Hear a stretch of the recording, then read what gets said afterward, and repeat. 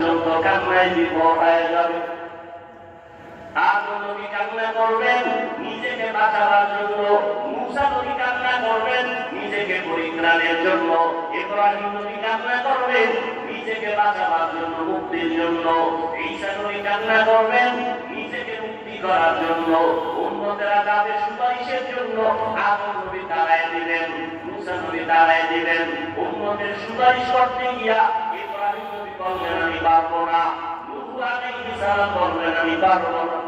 নবী বলেন ও আয়েশা জানো, ওই কঠিন সময় উম্মতেরা একজন নবীর কাছে যাইয়া যখন দেখবে সুপারিশের কেউ নাই, উম্মতেরা পাগলের মতো করবে। সর্বশেষ ওরা আমি মুহাম্মদের কাছে দৌড়ানোর চেষ্টা করবে, আমাকে তালাশ করবে। আমরা যা বলেন নবী আপনাকে হাসরের ময়দানে উম্মতেরা কোথায় পাবে? নবী বলেন আয়েশা আমি আমার মাওলার কুদরতের সামনে মাকামে মাহমুদে সিজদায় করে কান্না করব। অন্য নবীরা নিজেকে বাঁচাবার কান্নায় দিব, আর আমি মুহাম্মদ একবারও আপনার জন্য আমি কান্না করব না। আমি কান্না করে শুধু বারবার বলবো আল্লাহ আমার উম্মতের বাঁচাও,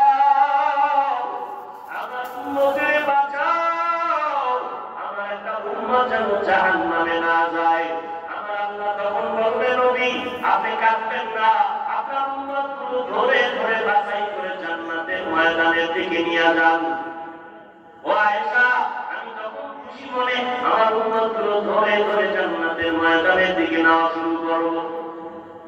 আম্মা জান আয়েশা বলেন ইয়া রাসূলুল্লাহ কোটি কোটি কোটি মানুষের ভেতরে আপনার উম্মতগুলো চিনলেন কি করে?